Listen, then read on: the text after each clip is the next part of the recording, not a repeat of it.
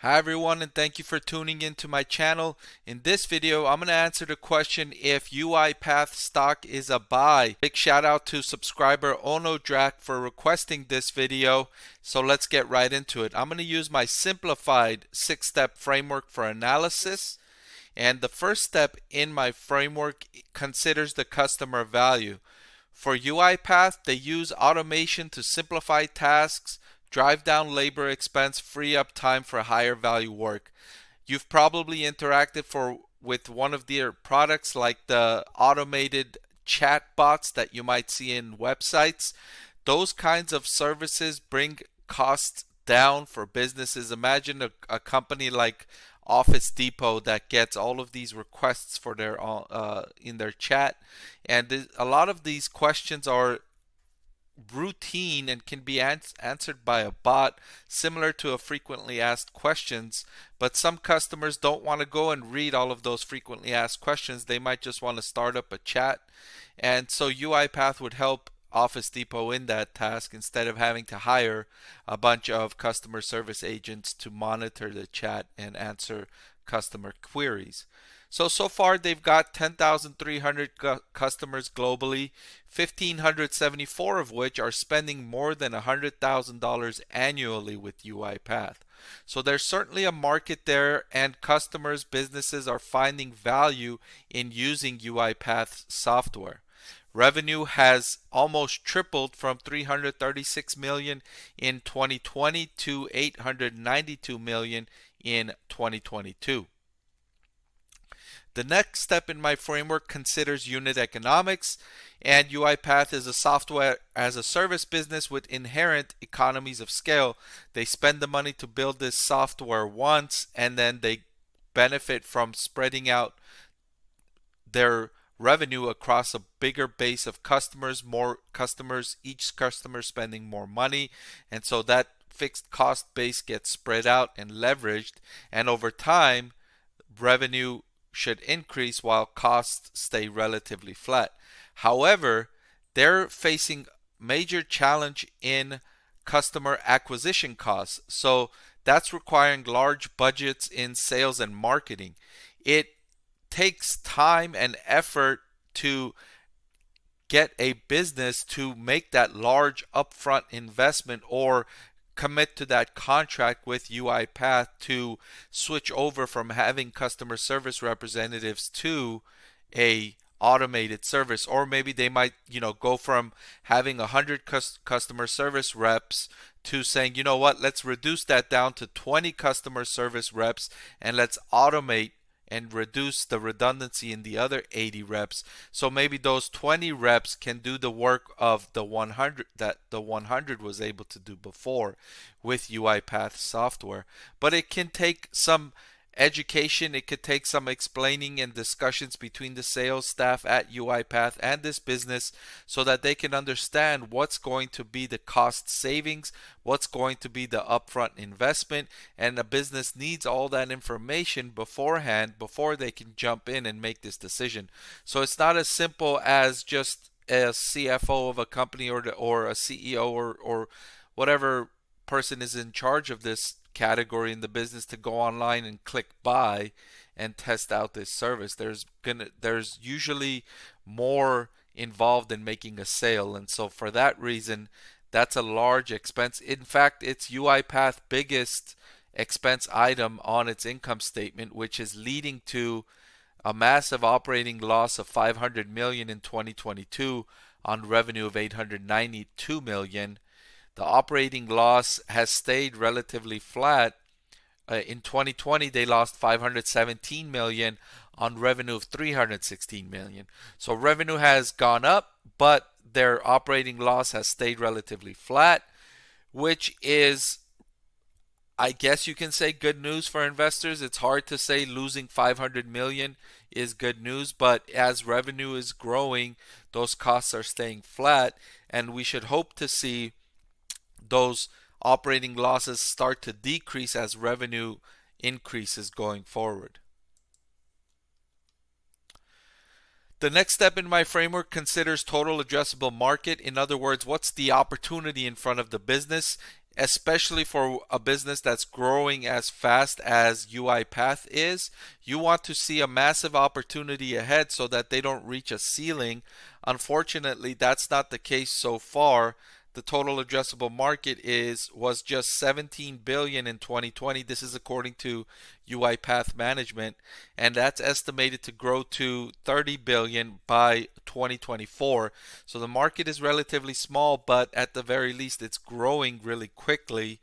And there is that tailwind behind it. More and more companies are going to be interested in automating their business tasks in order to reduce costs, especially as labor inflation, and labor shortages are causing disruptions in the labor market. Businesses are going to be more and more interested in automating. So at least it has a tailwind behind it, lifting that market size higher. The next step in my framework considers competition, and UiPath it provides an innovative technology in an emerging, rapidly growing industry, and competition is based on capabilities more so than on price. It's difficult for a business to look at UiPath and compare it with another offering and say, hey, look, they're selling it at a lower price than you are. Why don't you lower your price? That's difficult to do because the services are so unique and so new and so innovative that there's more competition based on what can your service do rather than how much are you charging me for this service. So in that sense, that's good news for investors. There is not price competition driving down profit margins. However, UiPath is also competing with traditional labor, right? They're automating the service, so they're hoping that this spending money on their software is going to cause a business to save money rather than hiring staff, traditional labor, right? But the fact that remote working options have increased, they're making it easier for businesses to hire labor in lower cost regions, and so that's decreasing the advantage of UiPath. If all businesses had to hire in expensive regions like in the US and the UK, then that would provide a bigger advantage for UiPath, because now you're looking at replacing employees earning $15, $16, $17 an hour with automation, versus now you're looking at in other regions of the world where the labor wage can go as low as two, three. I've seen it as low as $1 per hour in some instances, and so that replacement cost is not as advantageous. The next step in my framework, and arguably the most important, is the valuation. And for UiPath, I chose to use the price to sales ratio because the company is not profitable on the bottom line and it's not consistently delivering positive free cash flow. So I chose to use the price to sales ratio. And in this sense, looking at it using this metric, the stock is cheaper than ever. It's trading at a price to sales of 6.817. As you can see down here, I know it's a little small, but if you look at, you can see the trend of the chart going way down, and that the stock price has come down tremendously, and that's created a cheaper valuation. Although that comes with a caveat, because the company is earning massive losses on the bottom line. I always say it's easier to gain sales when you're selling your product at a price that's not even covering your costs. And so I put a little asterisk here for companies that I have to use a price to sales ratio on. The final step in my framework considers risks, and the primary risk I note here is that businesses right now are facing slowing sales, rising costs due to inflation, and uncertain prospects. The Russian invasion in Ukraine is causing all of this uncertainty in Europe and here in the States. And with the Federal Reserve raising interest rates at a rapid rate to combat inflation, businesses are not sure of how consumers are going to respond. And when that's the case, it's not an ideal backdrop to invest in new technologies. That's not when you want to, as a business owner, you want to say, hey, let's invest in this new technology. I know that business is coming, customers are coming, so I want to have this technology in place so when customers come, they have a better customer interface, or my costs are lower because I won't have to pay so much for customer service reps. Owners and operators don't know that right now. They don't know what direction this economy is going to go in, how far it's going to fall, or if it's going to rebound. And for that reason, they may hold off on making this kind of large investment. The second risk I note here is the massive losses on the bottom line.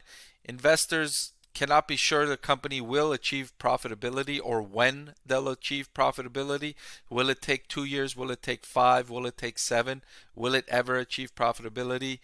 This uncertainty is a risk and adds to the riskiness of the business overall.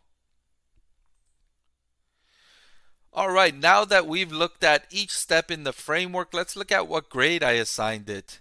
For customer value, I gave them an A plus, right? This innovation, this automation allows businesses to operate with fewer staff, especially if they have many tasks that are redundant and repeatable and can be automated. That allows a business, instead of needing 100 staff, they can operate with maybe 20, maybe 15, maybe 30, so a lot fewer, and all of the time and effort, energy and cost that goes with hiring, managing, maintaining, retaining employees is reduced. So excellent value, A plus there. Unit economics, I gave them a C plus, because even though it's a software as a service technology, which usually comes with high gross profit margins, the high customer acquisition cost drives me to give them a C plus here. It's going to be hard for them to attract new customers. They're going to need to retain a sales staff to complete those complicated transactions. And so for that reason, they get a C plus. Total addressable market, I gave them a C plus, also a relatively small market opportunity. However, it's growing rapidly, so they get a C plus there. Competition, I gave them a B plus. It's an innovative industry with rapid growth, and we're seeing little competition based on price here, so that's good for investors. A B plus there. Risks, I gave them a B minus here. The uncertain economic backdrop combined with massive losses on the bottom line, they get a B minus there.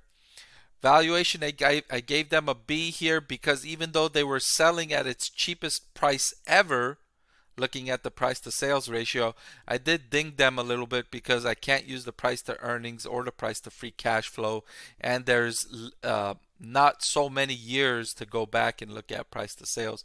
And so for that reason, I gave them a B and not something higher, even though the stock is cheaper than it's ever been in its relative history. Okay, so before I move on to answer the question you've all been waiting for, which is if the stock is a buy, I want to take a moment here and say this is why it's important to subscribe to my channel, because I offer updates on each of the stocks that I follow with what's going on in the stock. So if there's a major change in any of these 6 factors, like the customer value or the total addressable market or competition, I will probably have an update on it, and so you could tell as an investor what's changed with the business. Did competition improve or did it deteriorate? Did the total addressable market expand or did it decrease? And these could be changes that warrant an investor to change their mind between a buy, a sell, or a hold recommendation. So I may recommend a certain thing right now in the next slide, whether to buy, sell, or hold. However, that might change in 3 months, in 6 months, in 9 months, in 12 months, as the business evolves, as the market changes, as competition evolves. And so you're going to want to follow and you're going to want to keep up with those updates, okay? So I don't want to just leave you with one recommendation and then the business change in 6 months time and you're stuck with this recommendation you may have seen 6 months earlier, okay? So be sure to subscribe. All right, that being said, let's answer the question if UiPath stock is a buy.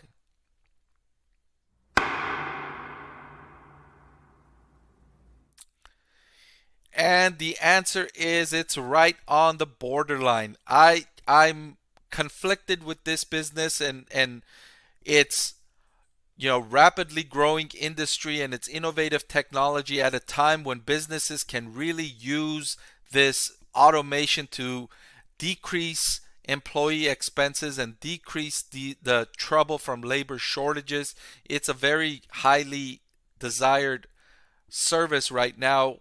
However, the high costs of customer acquisition combined with the massive losses on the bottom line kept me away from fully saying the stock is a buy. So I would put it on the borderline there. If it can show some improvement over the next 6 to 9 months, where when revenue increases, the operating losses decrease, that's the trend I want to see. I want to see the revenue increasing and operating losses decreasing, and then I can be more confident in recommending the stock as a buy. For now, I leave it on the borderline, but I'm interested in your comments. Let me know what you think in the comments down below. But that's all I've got for UiPath. I'll see you next time in my next installment of Is This Stock a Buy? Thank you for watching. I want to thank the Motley Fool for sponsoring this video. The Motley Fool is a company that provides investing insight and stock recommendations for all investors of all skill sets and risk levels. So I'm proud to partner with the Motley Fool to bring you 10 stock picks from their popular product, Stock Advisor. Stock Advisor has beaten the market by more than 3 times. Go to fool.com/parkev to get your 10 stock picks now.